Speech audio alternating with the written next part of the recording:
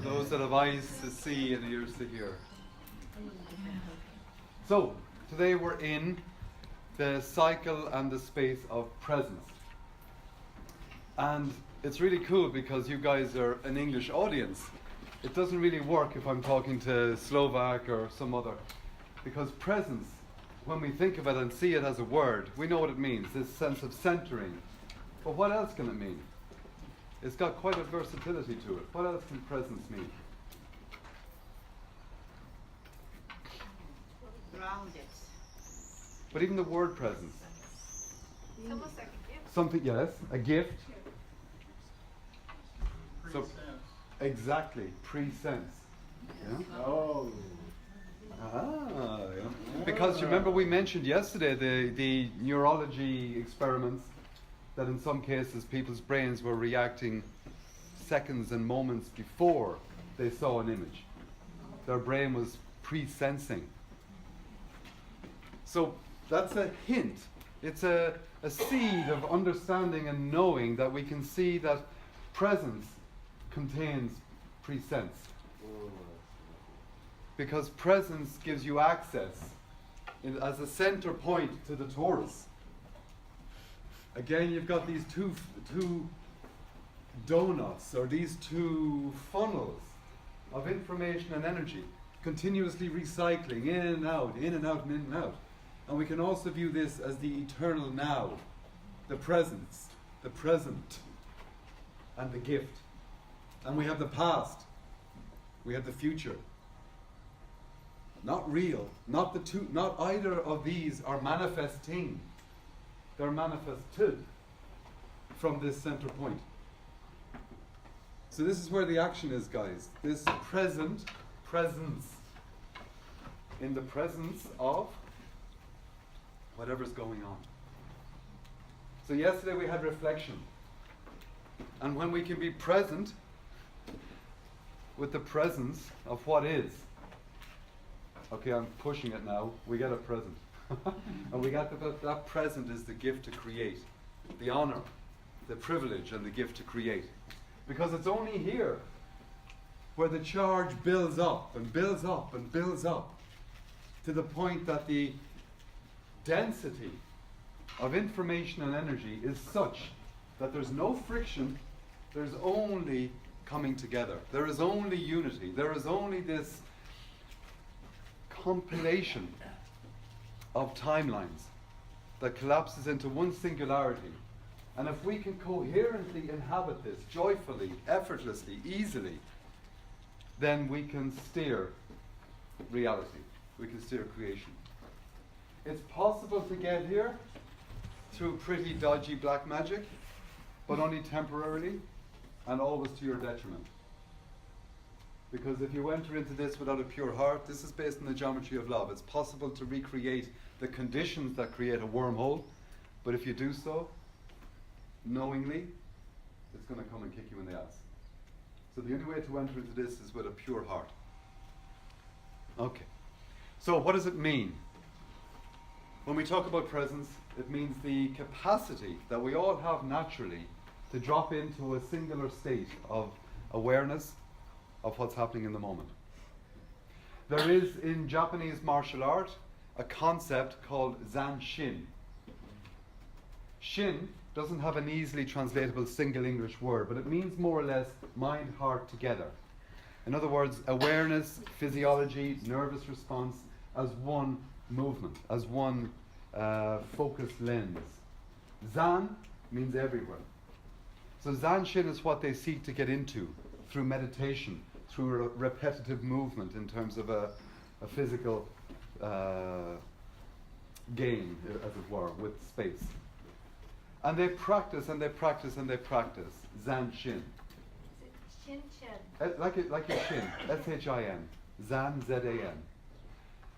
And what they're seeking for is to be able to effortlessly manifest a state of Mu-Shin, M-U. Because Mu-Shin means no head, no heart. It doesn't mean they wish to disappear or dissipate or not be present. Quite the opposite. It means that this state cannot be achieved consciously. It can only be achieved when the universe says Yes. And when you're in alignment with that, it means that you effortlessly respond to whatever's going on in the moment without processing, without thinking, without planning, strategizing. And it's far more than just oh shit, I better do something. It's an effortless, you become an extension, an effortless, smooth, efficient extension of what needs to happen in that moment. Mushin. Mothers do it if their child is in danger. A martial artist will do it at the moment when an unexpected attack comes in. A singer might do it when they just feel that the moment needs a higher note or a silence. So you can't study this. You can only practice what you love, and Mushin happens if it happens. So presence is like Mushin. How do we get there? You can't, because it's our natural state. But we can train ourselves through awareness and dropping into a state of reflection that creates the ground possibilities for presence. How does it work? I mean, yesterday we barely touched the concept and notion and study of how we process information in terms of neurophysiology, in terms of the aesthetic appreciation, how we engage directly with beauty. But what is presence? How does it actually work? Each of us will have our own sense of that and our own pre-sense of that. But in generalistic terms, how does it work? It works because all of our experiences of touch, of interaction with other people, other life forms, other energies, every situational environment, every element that is around us in each and every moment, we process all of those through our senses. That is at the physiological, energetic level. Of course, at the level of truth, there is no separation, there is no need to connect with something. There's only one field here, guys.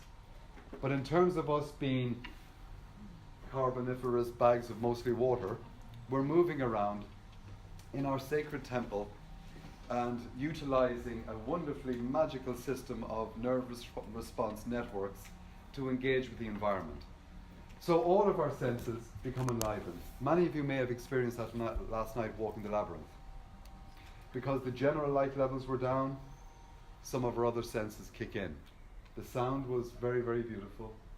When Ruth sings, I mean, we say no more, you know? Because in the silence tells everything. Does anyone else appreciate her voice? This is sound like an insult. It's not. But appreciate her voice fully the moment she stops singing. Exactly. You know? I appreciated it when the others started to sing. Yeah. Okay. Very good. Yes. Yeah. Because the ability to elevate the energy of the space, that evokes an increased sense of presence for all of us. So when we speak and talk about the topic of this morning, the first section of this morning, repleted space, we touch upon the word repleted, the opposite of depleted. So it's difficult because it's not in common usage. Repletion. We can talk about the active verb of replenishing supplies or energy levels, or I just need to have a few hours just to replenish my energy, then I'll be back in. But repletion as a state, that's an interesting one. Even just contemplating the word. What, how, what, where? All these questions arise. What is your repleted state? What is your repleted home? What would you describe as your repleted space? What about repleted love? What does that look like? What does that feel like? Repleted relationship. Does it mean everything's wonderful? No. On one level, yes. Not because everything is wonderful, but because you know it is exactly what it is. And you accept it wonderfully and fully. So we're going to get an understanding of that as we move through. So when we ask, why is this important? We saw in the preview, why is it important? Any wonderful, enlightened answers? Why is presence important? Jump in. Don't all shout at once. Why is presence important? Because that's all there is. Uh-huh. Because that's all there is. It's a portal Uh-huh. to the universe. Mhm. Yeah. Could you repeat what they said, please? He said, Toby said, that's all there is, just presence. When you're present, you're in the self, in the one, and the one Yeah. is speaking or dancing or breathing Yep. or radiating through you. Yep. So why do we age? Speak for yourself.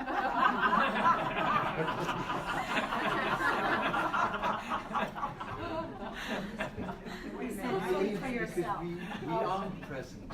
Bang. Yeah. We Yeah. age because we're not present. It's not a mad idea. Uh-huh. We were talking about the way that sacred geometry goes out of alignment and these resonances all of a sudden are no longer in coherence. Mhm. I feel like that's what makes people age, Yeah. when they're no longer in that dimension. Yes. You see, when we contemplate this, we're not here to hang out here all the time. If you were here all the time, you wouldn't get to experience the effects. It's about knowing how to drop into this anytime. If you hang out all the time, you're pretty boring. Okay, that's a flat statement, you know? You're obviously the center of everything and you can engage with anything and you're fully whatever you need to be. You can be a fool, a clown, a master, an idiot, you know, it doesn't matter. You can be whatever you want here. But sometimes it's nice to forget. Because we get to dance a little bit, develop a few new skills, come back and say, ha ha, okay, uh-huh, you know? And then bring them into the present. Absolutely. So we can treat it as an beautiful viral infection. Presence. So when you ask yourself, what do you want? Jim? I think we have to be careful though Uh-huh. about saying we age because we're not present. Well, I didn't. I Because all said, the great I asked, avatars why have do we died. age? All the great avatars have died. The Buddha Yeah. died. Yeah. All of them died. Mm-hmm. Not because they weren't present, but because the life and death process Mm-hmm. is what envelops presence. Yes. So I just want us to be Yeah. careful You not to can make die some easy without equation aging. between Hmm? not You being can die present, without aging. present and aging. Yeah. Our presence may shape how we age and die, but it cannot negate that basic cosmic process, in my view. You have to be careful if you say that to Gio last night, you know? Because, of course, a huge belief system is that one man was present enough that he didn't die. And a lot Oh, of no, the he did great die. masters, a lot of the great masters choose consciously Sure. to leave their body in the rainbow body of light. So thank you, Jim, to help elucidate this, that I asked the question, so why do we age? I didn't say if we were present we wouldn't age. What do you mean age? Is age about years or experience or deepening or developing or? Well, we spend a lot of energy. We expend a lot of energy in past and future. And they're fields of exploration. They can be valuable sources of inspiration. They can provide structure and modeling to help us in this moment. Generally, we take from the past and we project into the future. But if you consider the average car engine, you've got an energy exchange between the gas, petrol, and the actual motion of the car. A huge amount of energy is wasted. Even a top-of-the-range Mercedes, brand new, is only operating at about 12% efficiency.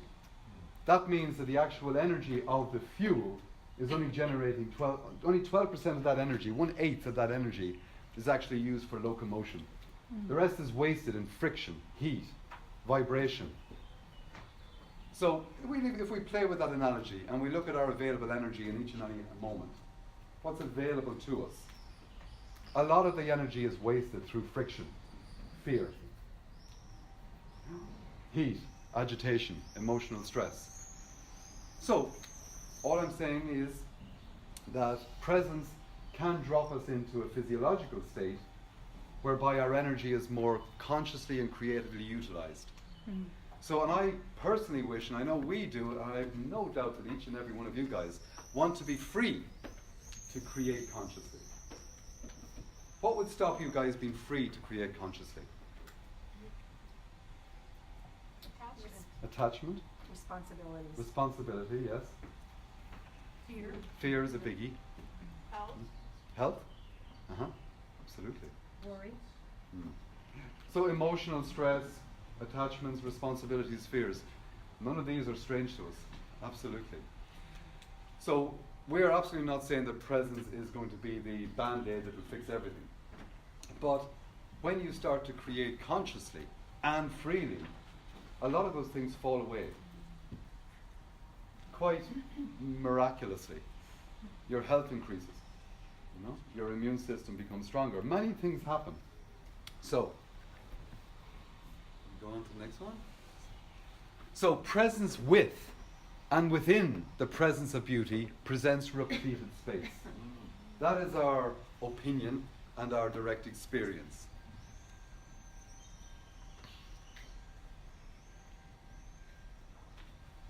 And this, I should add, I'm learning this, guys. You teach what you most want to learn. Please don't for a minute think I'm standing up here assuming that you already know I'm present all the time. Far from it. I'm learning this. That's why I seek to embody it and present it as a possibility. So perception and interaction with beauty generates the inner conditions to transform our hearts into fractal attractors, into which the environment is invited in each and every moment.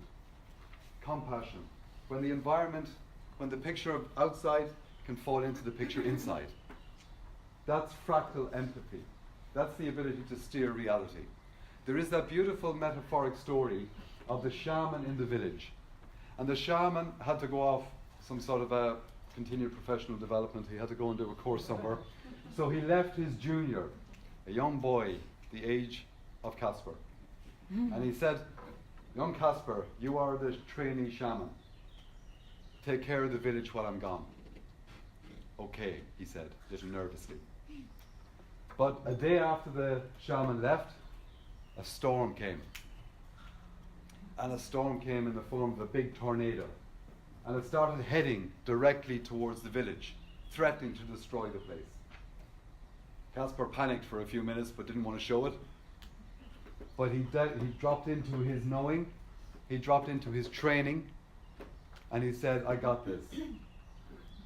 And the villagers gathered around, huddled together, and Casper walked out in front of the tornado. And he tried to remember what the shaman had taught him. That here is a vortex. Here is a system of information and energy. It's not bad. It's a sorting algorithm.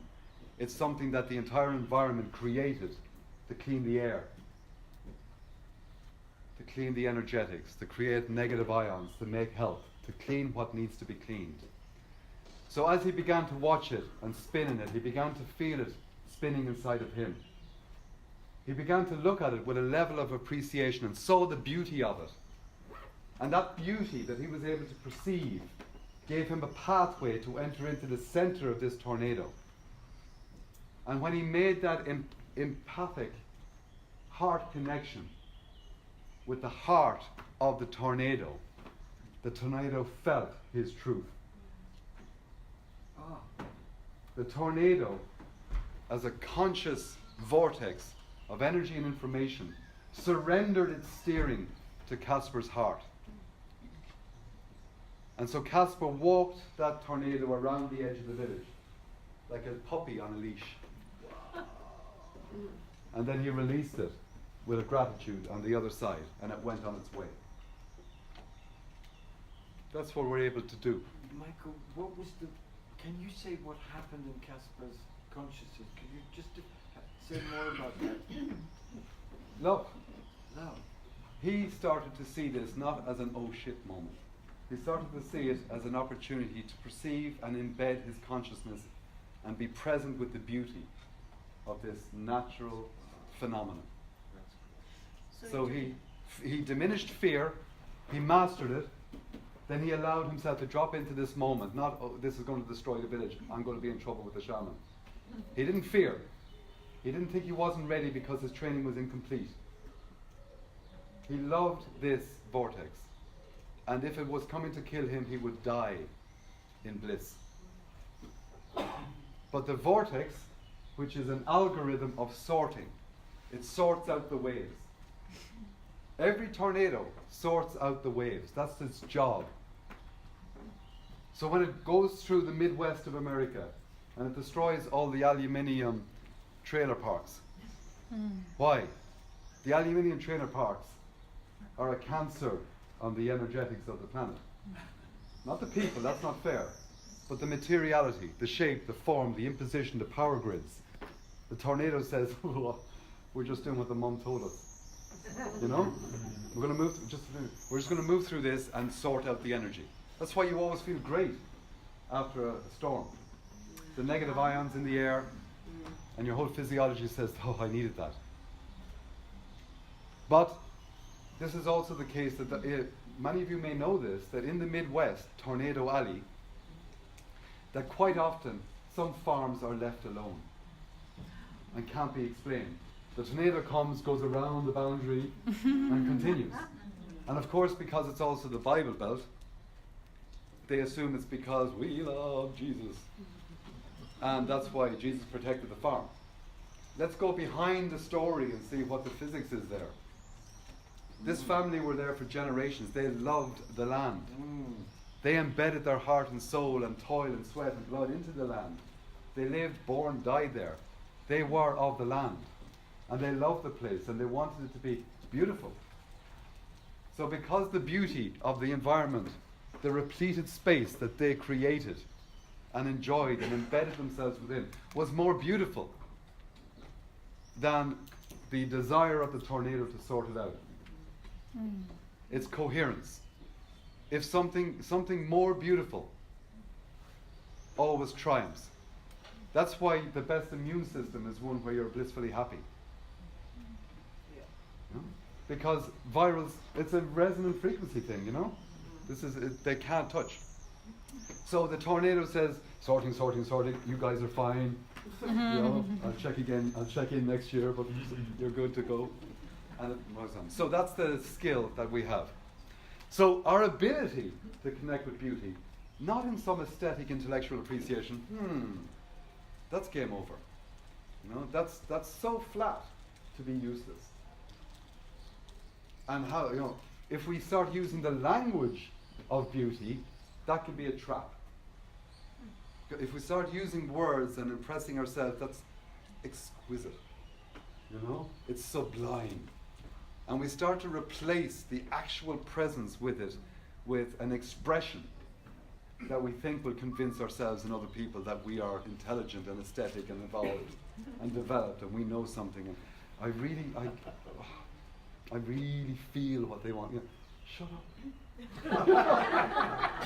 Enter in and see what happens. You know?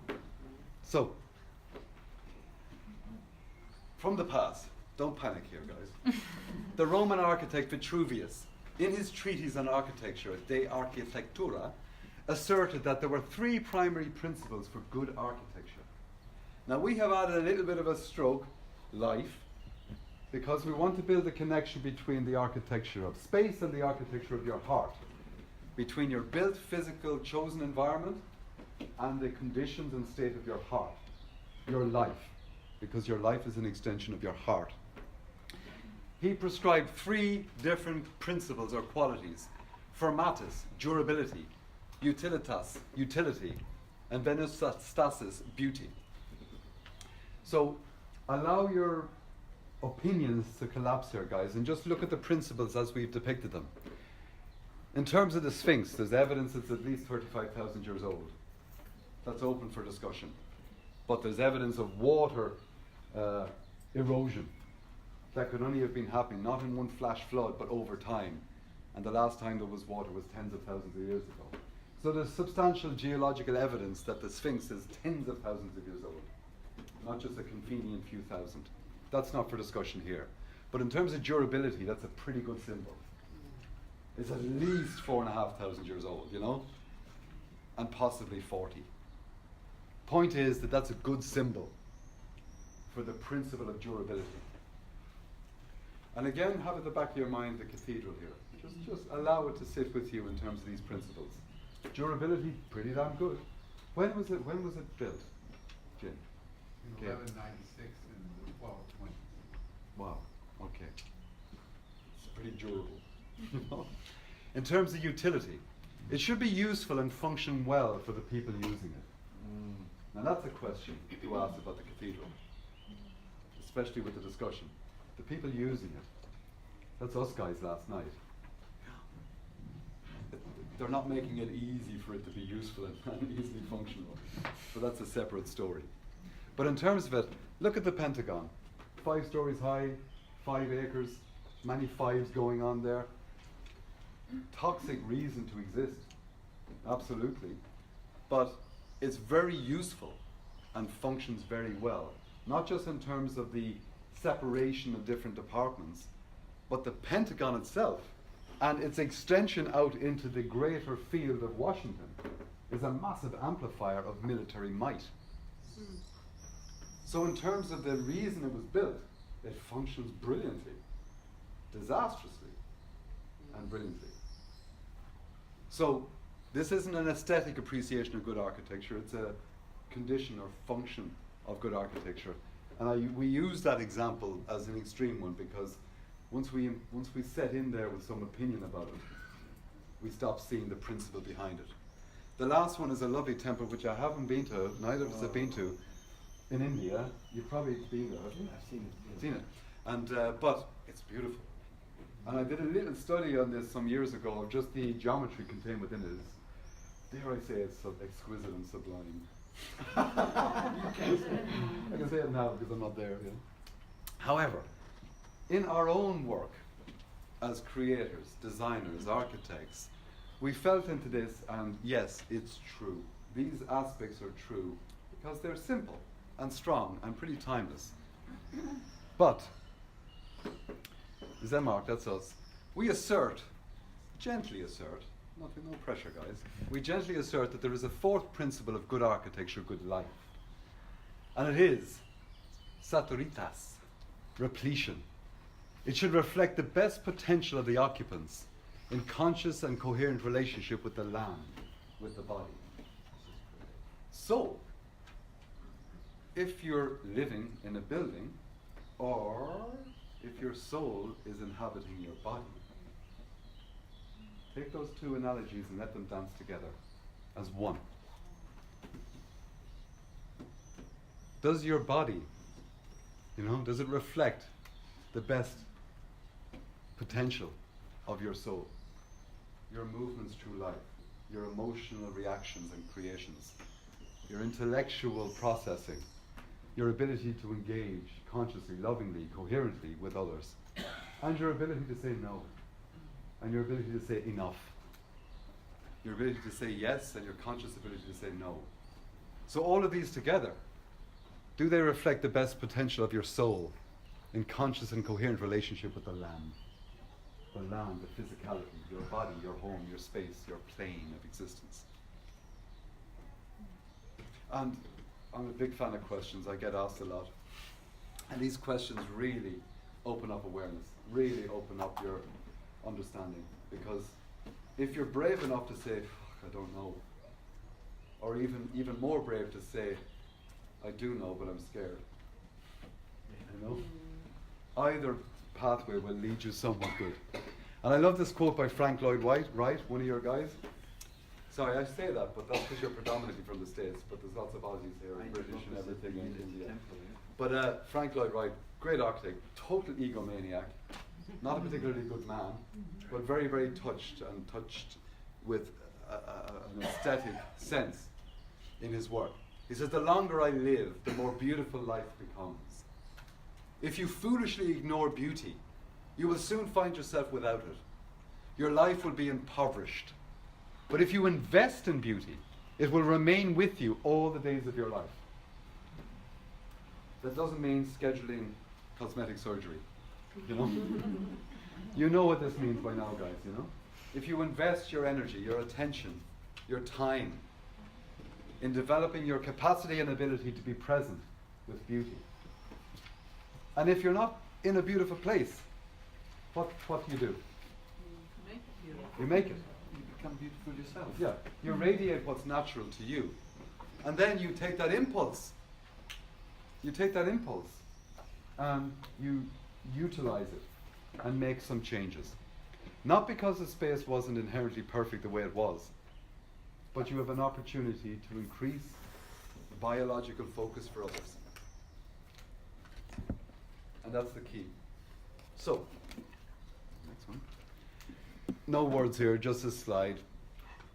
But in here, look at the functionality of the right in terms of the opportunity for children to play. Where is this? I don't know. It's not one of our designs, but we both love this image because it takes an existing boring room and allows it very cheaply and very effectively to turn into a magical wonderland.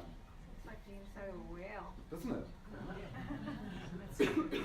Because we're so conditioned to rectilinear forms, when we enter into a form that's not rectilinear, we have an expectation on ourselves and each other that this is sacred, I must be quiet.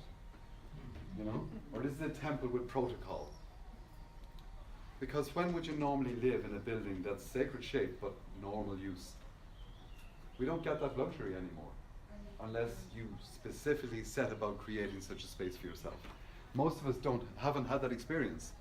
So you've got children that are expending a vast amount of their developmental energy in seeking to become and embody their own truth. Does it not behoove us to create environments that optimize that possibility, that stimulate the information and energy of their system? So you'll see that it's not even the same repeating pattern. There's a little bit of flow even within it. Because if we assume rectilinear forms, because our brain is exhausted, living in the past, nervous of the future, trying to remember what I need to remember, it means that the brain is desperately trying to conserve energy. And it does so by pulling back on some of the tuning of the senses that aren't immediately survival based. So, rectilinear room, normal, I got it. And now I can worry about something. But if there is a curve and a shape and something beautiful and a natural flow of light and movement, materials, texture, energy flow, then our senses are continuously stimulated. It doesn't mean we're agitated or slightly hyper or ADHD. It just means that we're in a relaxed connection with, integration with, appreciation of the natural beauty of a space. So when we go in the cathedral, you've all noticed that the energy wants to go up. No? And rarely does it down. Forget the labyrinth, but rarely are you focusing at this level. And on this level, there's things happening that do engage our senses, but the temptation is to go up because of the size, because of the verticality. And it's intended that way, of course, because it's seeking to get us up. The effects of that, if you go back to the second thing of futility,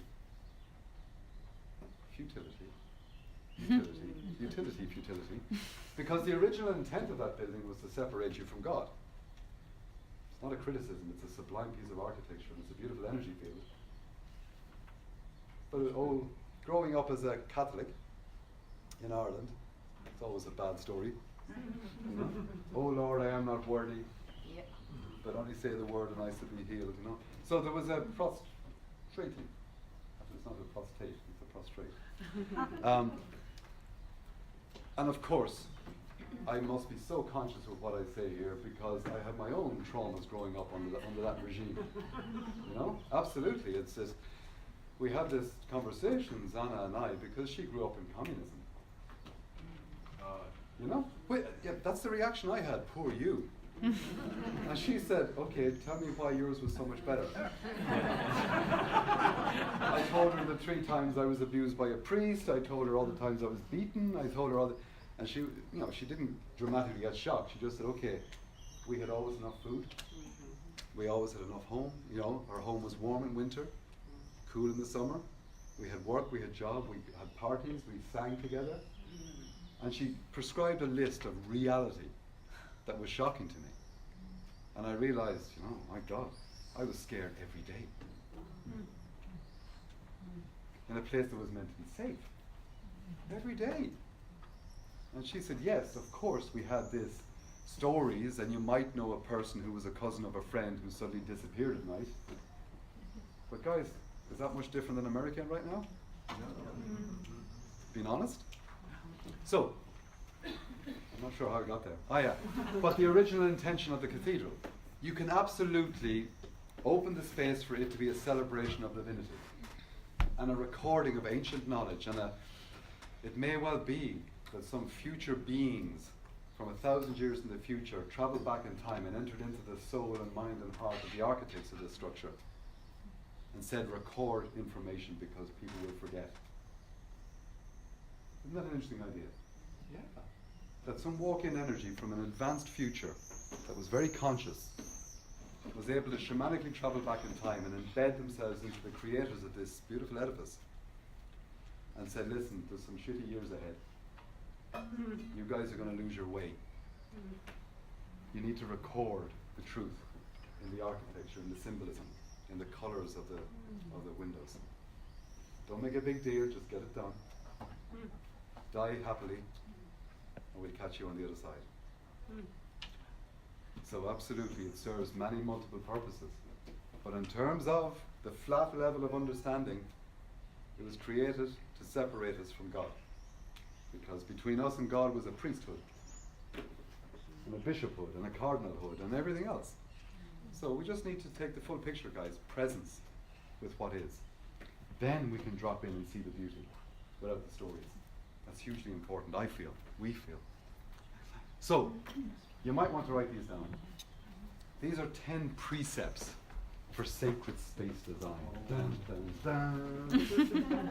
And a precept, as I'm sure most of all of you know, is not a statement of truth, but it's a declaration of something that builds onto something next. So that the result, after 10 of these, will present a hypothesis of sacred design. So please be aware that we are not stating this at every level to be true. This is currently our accepted opinion of a algorithm that allows us to step towards sacred space. You got me? All right. Yeah. So I'm very personally interested, and I know we are interested, if someone has a better way of expressing this or would wish to challenge it in a moment. Let's do. So the first one is, the universe is made of one substance.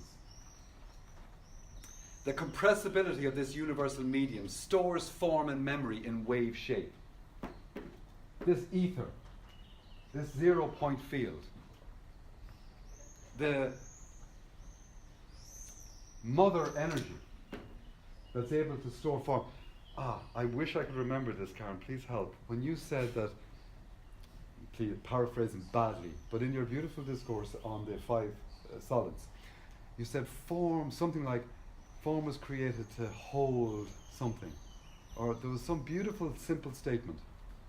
I must go back and hear that somehow. Where it was like form was created to hold a secret. Or there was some beautiful statement. I know what you mean. Yeah. I'll tell you after the break. Yeah, okay, cool. But that's universal medium. It is what the planets travel through. It is what we are moving through. It's what we breathe in and breathe out. It's the compressible medium that stores memory and form. It's what ripples out there. The Tao is the oneness. The yin and yang is the polarized waveform. And of course the 5 elements are the poetic descriptions of what emerges, the 10,000 things that the mother gives birth to. So the Tao, the way, the oneness, is this field that is able to impress and compress and expand and express. Okay? The universe is only one shape, the sine wave. Energy, information. Amplitude is information, that's the height of the sine wave. Frequency, the number of times every second that it waves at you. That's information. The wavelength. When we take the crucifix, guys, as a sacred symbol, if you take the full spectrum of electromagnetism, which represents this particular dimension that we are moving through and form part of, you take a wavelength of 1 meter, 2 meters, 100 meters, 100 kilometers, 100 light years. The wavelength is getting longer and longer and longer and longer and longer and longer.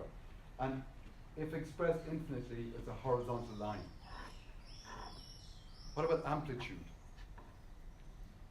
Amplitude gets higher and higher and higher and higher. We'll keep extending until it's infinite. It's the cross. So what's the point in the middle? That's the anchor point. That's this point. That's pure presence. So on your left and right, which doesn't actually mean anything anymore, but on left and right, you've got the infinitely small and the infinitely large. And here. And then you've got frequency, that's another dance. So, but the universe has only one shape. So, Fourier was some mathematician, and those of you with a scientific background will know of an FFT, a fast Fourier transform, which is a process in science whereby you look at a complex signal and you're able to see what's inside of it. In other words, it's like a choir of singers. And you close your eyes and you just hear this single wave sound, this beautiful signal. But then you open up and you see how many people involved, you separate them, you hear their voices. That's a fast Fourier transform. So the principle of frequency signatures, all these different signatures together as one unit, means that even the most complex shape is a simple sum of sine waves. Even though it's complex. That's really cool because that allows us to access deep integration with something apparently very complex by knowing that it's only a sum of sine waves. Is that barcodes? Hmm? Is that what barcodes are? I couldn't comment, but your dress, your skirt is a barcode. Okay, next one.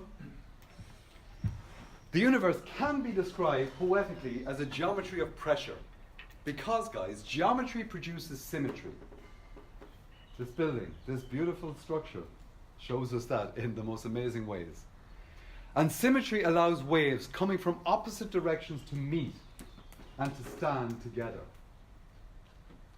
which gives the illusion of stability, nothing wrong with that, and the segregation of momentum, and it makes possible the birth of matter. I'll explain that in a moment.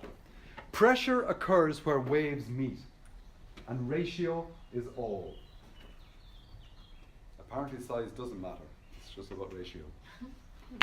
So, what this actually means is, if you can imagine a simple sine wave coming from my right, dum-de-dum, and if a similar one coming from this side, if they meet, they interact. If the wave coming down on the right meets the wave coming up on the left, they cancel each other out. It's called destructive interference. It's not a bad thing, it's just a thing. And it forms the basis of those cool headphones that you can get on a long flight, because they create a signal that cancels out the background noise of the airplane. Have you ever got those? Really cool. Stick them on, press a button. You can you're relieved because you don't hear this continuously. Destructive interference. There's also big destructive interference devices if there's houses near an airport. They're set up that literally cancel out the sound waves by setting up the opposite. Got it? So, in this case, these two waves cancel each other out. But if they cancel each other out, it's death, guys. The memory, the journey, the momentum, and all the stories that this wave has to tell and this wave has to tell is gone. There is no more mind, no more possible the birth of something new. However, if these two waves meet each other like so, because some symmetry, some geometric field in this compressible medium has given them an opportunity to meet constructively, they become something more than what was there before. They change, but they don't lose their memory. The mother and the father give birth. And they meet, and they share their mind. Their mind is their movement. They share that fully with each other. And that gives birth to something else. So if you watch and view something symmetrical, a beautiful painting, the rose window, and you allow yourself not to intellectualize 1, 2, 3, 4, 5, 6, 12. What does 12 mean? 12 means this. And they have a 13. That's wonderful, but it's very flat, guys. It operates and affects us only on one level. And we store the information to generate meaning. But if you let it there, especially the sun is there, and just let it into you, And I have an obsession with counting things. It's not OCD. It's just I love to see patterns, you know? Down the stairs, up the stairs, windows, you know, how many people, what's the ratio of men and women in a room? I get bored easily. But it's something I'm working on because it is just a habit. Because rather than just dropping into presence, I'm seeking to find and generate meaning. And if there's nothing quite meaningful, I've just wasted minutes, you know, of energy expended. Then I try and say, okay, well, see who turns up. Maybe 2 more people will turn up, and then it'll be sacred. You know, that's a total waste of energy. No, it's like I'm in confession now, you know. But that's one of them. Yeah. Say 3 Hail Marys and it'll be fine. And so in this case, we look at these things and we can absolutely appreciate them if we preset ourselves to just observe this from an intellectual, aesthetic viewpoint. But if we want to really get the benefit from it, we can drop into it and see where the waves are meeting. What is the mind of this window? Isn't that a good question? What is the mind of this window? What is the consciousness of this window? And what's my relationship with this being? What does he, she, it wish to tell me about who I am? Do I look at that and see myself? So that's what this is, number 3, the geometry of pressure. Focus, guys, is the only medium that can create in a universe made of waves. In many of the entry exams or conditions for mystery schools in the past, it is said that they had a very basic test. If you could generate a tingling feeling on your fingertip, and you couldn't pretend it was there or it wasn't there. If it wasn't there, the teachers just said, you know, stay more in nature, you know, breathe a little deeper, come back next year. The ability to generate with pure intention a field of focus in your own biology was considered a prerequisite before you start to learn. So one of those who have no knowing, I'm going to badly paraphrase it, of geometry, don't enter. What is it? On the door? Despair or ye. Oh, who enter here, not quite despair, but let only those who have a knowledge of geometry come in here. Does that mean that you know what a dodecahedron is? Or does it mean that you can master a tingle at the end of your finger? What's the likely answer there, guys? I'm not saying what the answer is because I don't know. I have my own suspicions. But they don't want to know, can you list the Archimedean solids? That's stuff that you learn once you're in the door. But what's your ability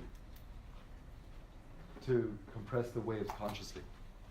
So because focus creates a pathway or a gravity field that gives an opportunity for waves to meet. We only get to see a little over half of it here, but you see the rose window. That's a geometry of pressure, where our eyes are given an opportunity to come into focus, where these windows focus our attention and our biological centering. You're more grounded, you can feel it. You know, you tingle. If someone pushes you over, you go with it, you're still there. Because focus creates a pathway for waves to come and meet. So, 5th one. Shape is the only thing that the universe needs to conserve. Because there's only one substance. It doesn't need to conserve ideas or anything else. Because your dreams have a shape. Your thoughts have a shape. It's not too far away that you can probably just have an app on your phone that just goes a few meters from ahead and just, I can get the shape of your thoughts. That's not crazy. Your thoughts are electromagnetic events that aren't limited by your skull. You know, even the new modern medicine, not the MRIs, but the magnetic resonance image or whatever, they are now able to, you no longer have to wear this mad thing on your head. It's picking it up several feet from the body. In other words, it's measuring the magnetic field around the body. Once it understands the magnetic field, it's able to extrapolate the electrical, and it's able to know what and how you're thinking. Of course, that's scary if you look at it one way. Point is that everything has a shape. Your thoughts, your dreams, your emotions, your physical body, your space you live in, your repleted life. So naming and memory ring out only from differences in shape, not from substance. Okay? So, the only way to conserve shape along a path is to establish and maintain the ratio of length, width, depth, volume, which is a nest of ratios, the matryoshka. So the only way to keep the integrity of a shape across time and space is for it to be able to maintain the integrity of its shape. So guys, what might that mean outside of an intellectual geometric concept? Are you able to maintain the integrity of your psyche as you walk through life?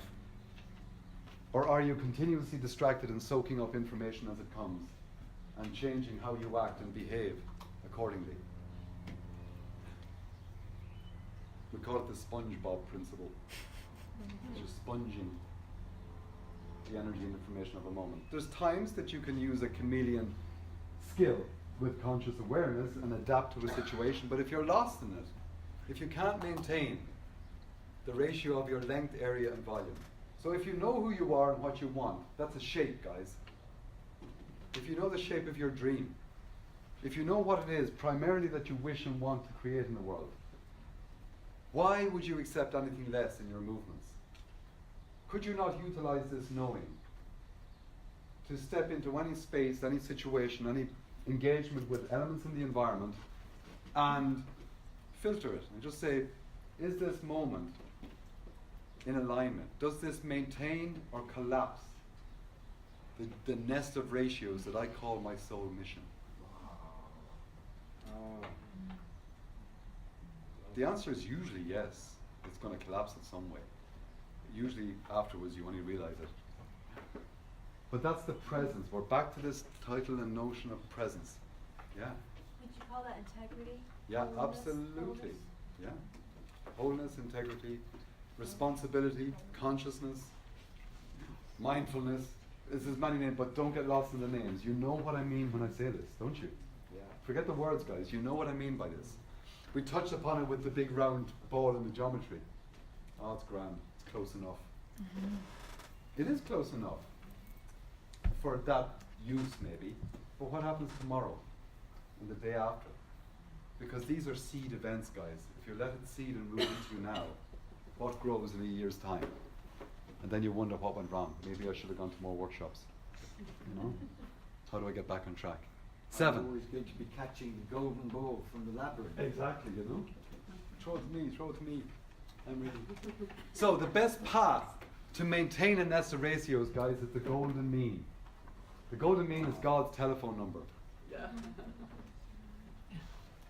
1.61803398 ... Jane is absolutely a master of this number because he knows that in this apparent irrational infinite number there are nested harmonics that go on forever and repeat. That's the real coding, and that's not in any book that I know except yours. So this is really cool, that in this apparently irrational, unknowable number there is absolutely a hidden code. That's really stimulating. So phi is 1.618. That's the it can be expressed as a ratio, guys. There's a line, there's half, a little over half is here. So that's 0.618. This is the golden point of AB. And if you take, we call this one C, okay? Speed of light. So AB is the length of the line, and we divide it just so. And if you take CB, and you take it and you place it here, and you create another line there, the proportionality of the big one to the small one, the big one to the medium one is the same as the medium one to the small one. You take this and you put it in here, small, small, small, sorry, a little bit there. The point is it continues to go down, down, down, down, down, down, and up, up, up, up. This is the matryoshka, this is the nested Russian dolls, don't blame Putin. And in this is the principle of nesting. So the dodecahedron, which is the little visit cards, the golden visit cards that you guys were open to have, there it is in crystal form, the dodecahedron. Yeah, pretty cool. So, because this is golden ratio, the unit length is 1, the diagonal from two adjacent points is 1.618 times that. There's a diagonal from this one to over here is 1.618 times that. From here to the other one over here, 1.618. So phi, it's funny, it's phi, I know it's phi, but in Slovakia you have to say phi. I just programmed, and then we shift that. Phi. Phi, fo, fum, I don't know what it means. Okay. So phi squared, phi cubed, and then that's the shape of this in static form. But if you go phi to the power of 4, so if you let this drop down and twist it, like so, a ratcheted dodecahedron, the points of this mark DNA. Mark the C, A, T, and G, the amino acid, the coding of your DNA. So this is the perfect nest of frequencies. This is the perfect shape to store information and memory and extend it from the very small to the very big. And it just so happens to be the formative geometry of your DNA. And encoded 12 faces. You know, another level of coding in pretty much everything we're doing this week. So the pathway enables information, which is shape, guys. Information is shape, to be moved without loss of mind. Because there's no friction in this movement, guys. Because this is effortless. There's no sort of, after 20 turns, there's a bit of friction that has to be dissipated somehow, like a leap year. You know? Well, every 4 years is an inconvenient day that just has to be dispelled somehow. There's no friction with this. Sacred geometry recreates this coherence. Big point. Fractality. Coherence at one level, guys, it's coherence at all levels. If you're true at one level, that's going to reverberate at the rest of your life. It sounds easy, but you gotta be really authentic at that point. And every moment gives you an opportunity to drop into a single point of authenticity, of presence, of reflection, of acceptance. To dare to generate a moment of repletion. A space that we can call repleted. And in that moment, that coherence is going to extend into your timeline, past and future. In that moment, you could heal generations of your mother's line. You could illuminate your distant descendant in that moment. We know it's fractal, but it has to be more than just an intellectual knowing. It must be an embodied truth. An orderly, fractal relationship between wavelengths establishes a connection between frequencies and fields. This harmonic cascade establishes a connectedness called holography, the shape of everything. Okay, 9. DNA is a 4-dimensional dodecahedron. Adding one spin to the 3 dimensions adds a harmonic and a nest for memory. The DNA double helix keeps a set of wavelengths evenly spaced on a path through time and space, which conserves the wave shape. So, for example, when the shaman, Casper's boss, decided it was time to die, he instructed Casper to arrange some of the men from the village to build a mound of earth in the same shape as the sacred mountain in the distance. The sacred mountain where his ancestors were buried. So the shaman, he lay down and he released his physical body and let it become dust again. And his soul, his energy, his packet of bioinformation, his field, his dodecahedron, was able to unpack. And because the shape of the earth that Casper had arranged for him was the same fractal shape as the mountain where his ancestors were, there was a wave, a cascade of connectedness. Because shape connects morphic resonance, morphogenic fields, sympathetic resonance. Shape begets shape. Shape connects shape. So he was able to use this momentum, this acceleration of charge, to maintain the integrity of his memory, to die successfully. His physical body dissipated into the earth, but his memory joyously met with his ancestors. They received him, but his job was not yet done, because he had to go further. The sun was calling him, the local stargate. Wow. And he became a solar god. Okay, last one. Light. before Michelle gets excited. Life. When folded back on itself, comes to know itself. The spiral within. This sporadic movement creates materiality on all levels.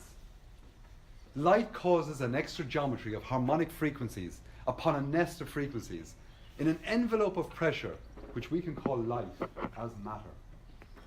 Many of you, I assume all, but let's see, are familiar with the Arthurian legend. And Arthur was able to pull the sword from the stone. Why? Legend says because Arthur and the land were one. What does that mean? State of unity of love with the land. Yeah. He was in service to it. He was in service to the Lady of the Lake. He was in service to the divine goddess. There was no removing the sword because there was no active removing required because there was no frequency to combine. Yeah. If we take simplistically the symbol of the golden ratio, or phi, it's a sword and a stone. It's a circle and the line. The line is energy. The circle is matter. Matter is energy with a weight problem. Matter is energy that has been convinced. Matter is energy that has been convinced to re-enter itself. Matter is light that re-enters itself to create itself. So he was able to understand, no, forget the word. He was able to embed this truth. And he was given the power to create paradise, to extract energy from matter, and to utilize that to create. Okay. Michael, Uh-huh. could you say that again? That's so amazing. If you could help us enter that thought again from another angle, that would be so wonderful. He wasn't special. Aha! That's a great point. A moment. In geometry, I'll say it. Aha, sorry. We take that simple shape. How many points are in that? Really? What about all these guys? There's an infinite number of points defined by that. Correct? Yeah. A point has no dimensionality. There's an infinite number of points. All points are equal. But 3 points have more responsibility than others, than the rest. Wow.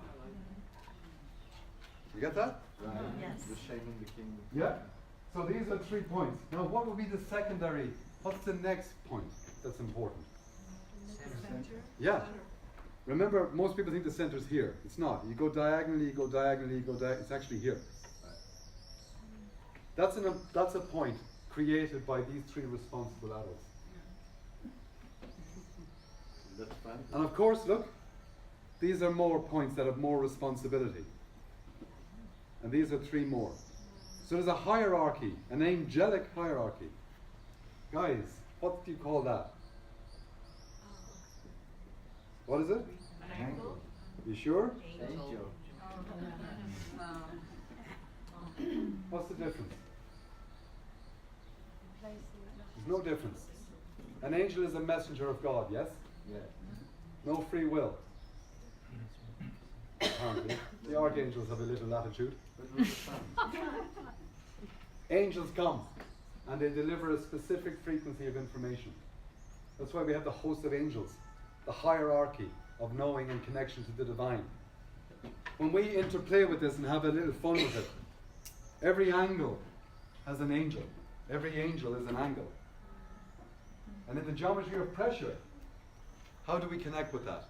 If we're living in only rectilinear buildings, we have a 90-degree, seriously overworked angel. And an entire unemployment of other energies. Steiner knew this. That's why he said, give these boys a rest. Let's open it up. Let's have an angle like that, 108. Pen.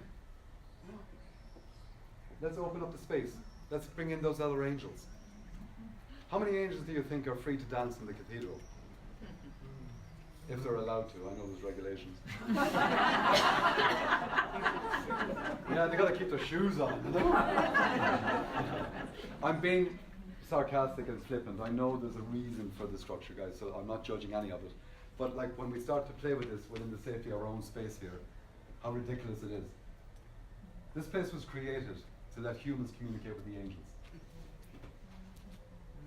Yeah, that wasn't the stated intent for funding, but it was absolutely the energy behind it. Has that utility retained itself? Has that purpose, is it still there? Guys, are we the angels? Just a question. So, you asked something about Arthur and the sword.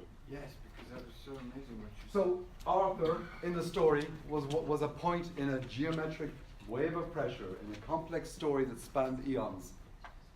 That was primal. And in that story, because he was fractally connected with the earth in service, minimal ego, that got a bit of a speed bump later when Lancelot did the dirt. But it was a bigger picture. Yeah. But in terms of the principle behind it, he was able to extract energy from matter. He was given steerage over creation because he had that fractal connection. A pitiful example of that was the arm testing that we did yesterday. I'm not Arthur, guys. I'm an Irish guy. It's a different thing. But well, he but was that, the fractal, really, wasn't he? yeah. So fractal embedding, which is only possible with presence. You can't fractally embed in the moment if you're not present with it. Get that? Yes. You can think about it, you can really focus on it, but that's not the same. You got to be present with it. So, next one. There is no next one. Oh, so we just got the images. All right. So for the rest of this, we have a few minutes left, I think. Oh yeah. Mark. So go. Wait a sec. This is a gorgeous video. We're going to see, can we get it working? Yeah. So say nothing. Just watch what happens. Ah, I'm sorry. Oh. Yes, where?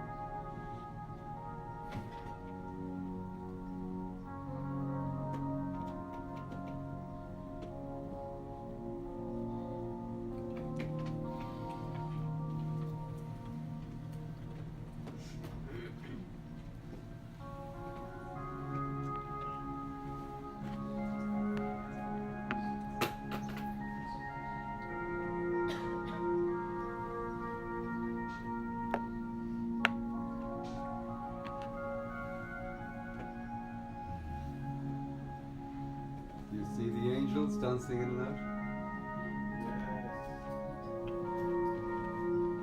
Angels love a good vortex party. And so do we, guys. Yeah, we do.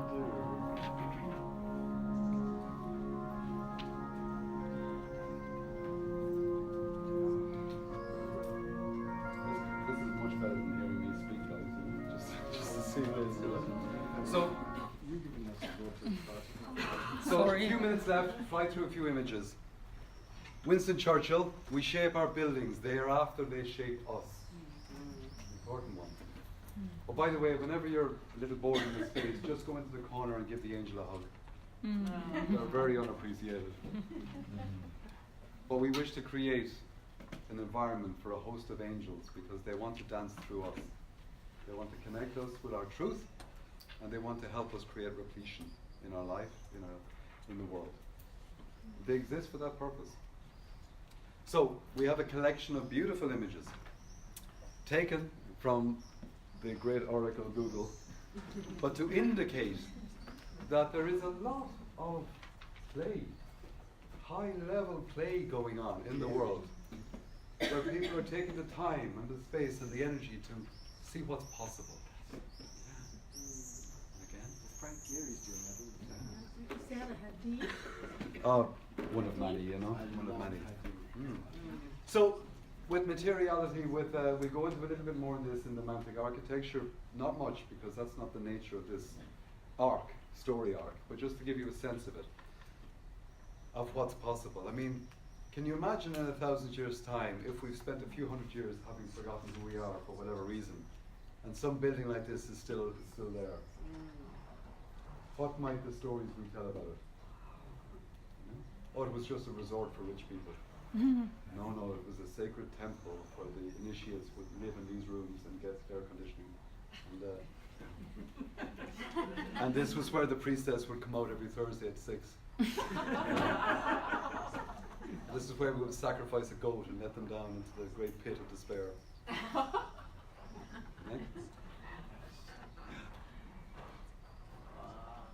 And the Lady of the Lake brought forth Excalibur.